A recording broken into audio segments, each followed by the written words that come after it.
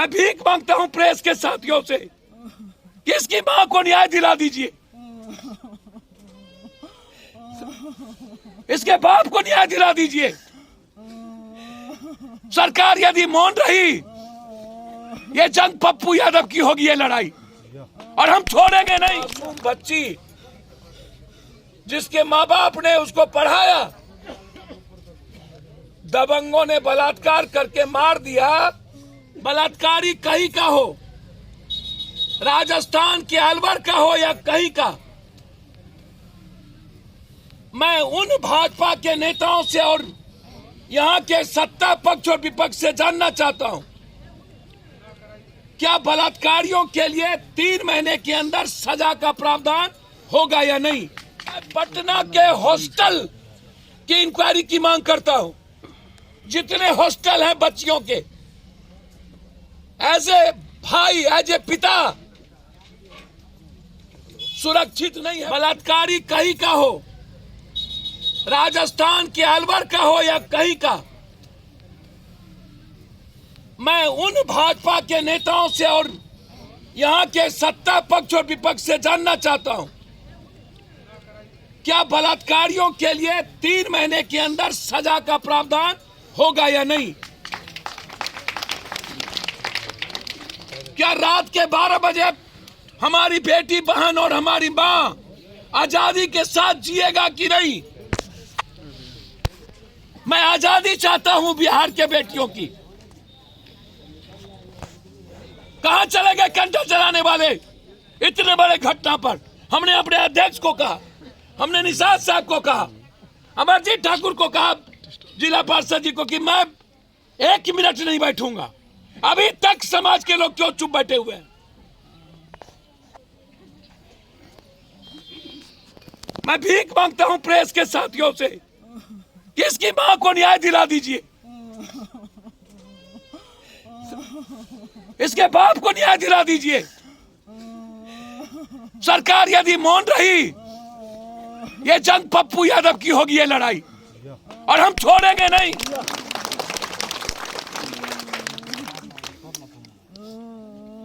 और उन गंदे लोगों को कहेंगे, बेटियों के बलात्कार पर राजनीति मत करो। लगभग बलात्कार या तो दलित का, या तो गरीब का, या तो मजबूर आदमी का हुआ है आज तक।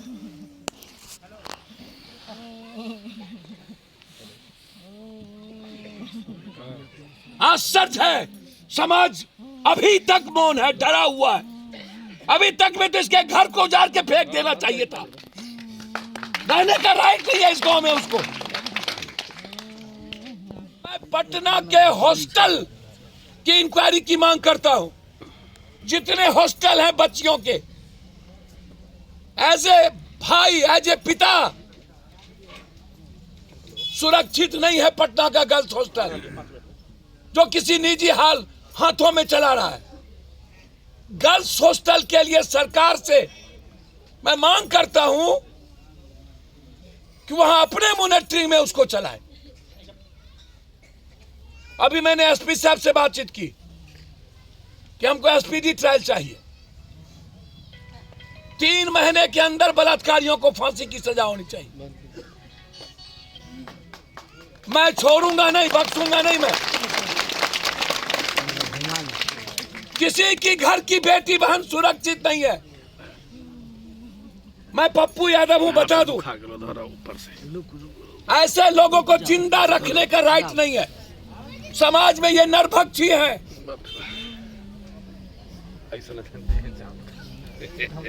ऐसे लोग बच जाएंगे तो फिर मेरी कोई बहन बेटी नहीं बचेगी। ऐसे लोगों को घेर के बिजली के तार में लटका देने की जरूरत है। सामाजिक बहिष्कार करने की जरूरत है। हम डीआईजी से लेकर मुख्यमंत्री तक को पत्र लिखेंगे, जरूरत होगी तो मिलेंगे।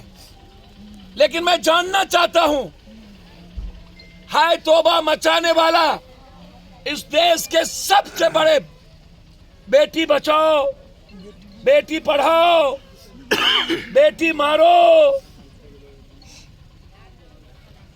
मैं rape in India make in India नहीं, रेप इन इंडिया।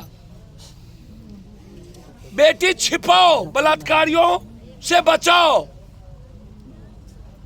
ये चल रहा है नारा।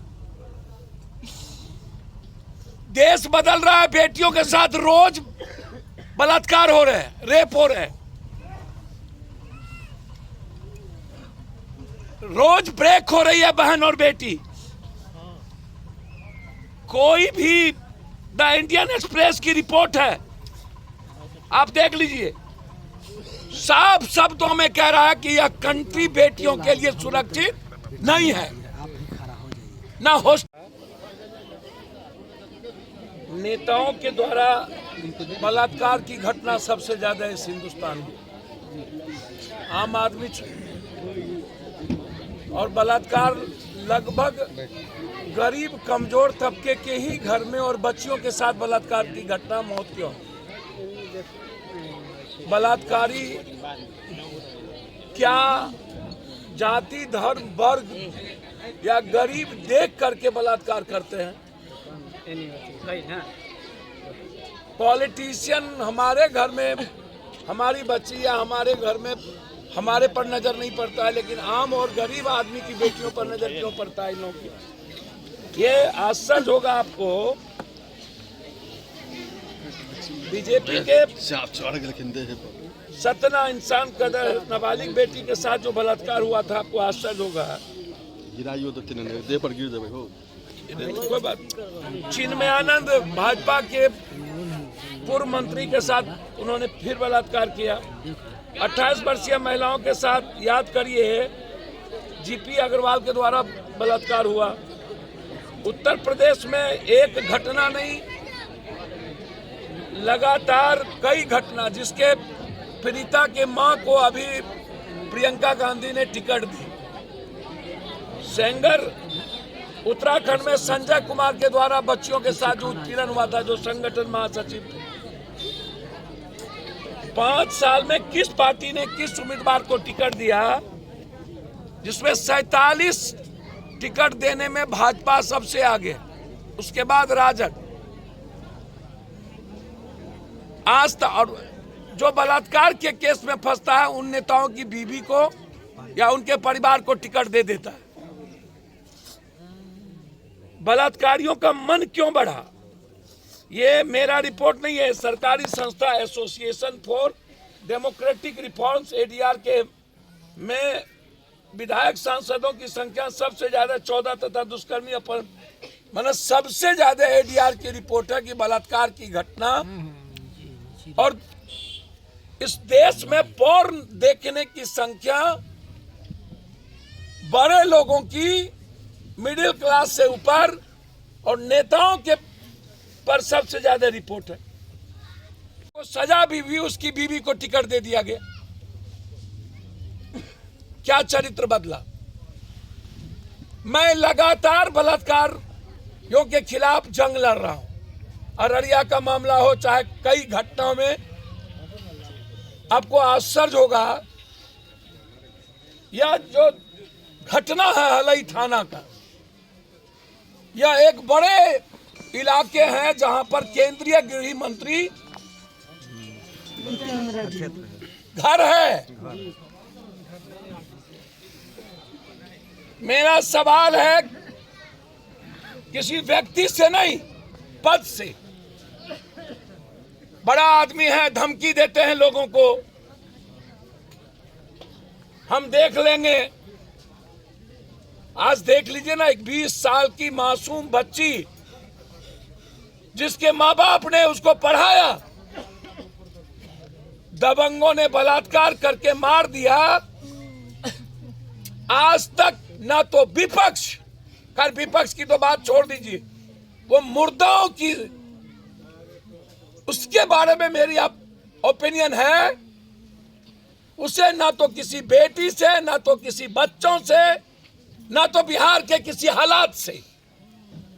लगातार घटना, हर दिन घटना,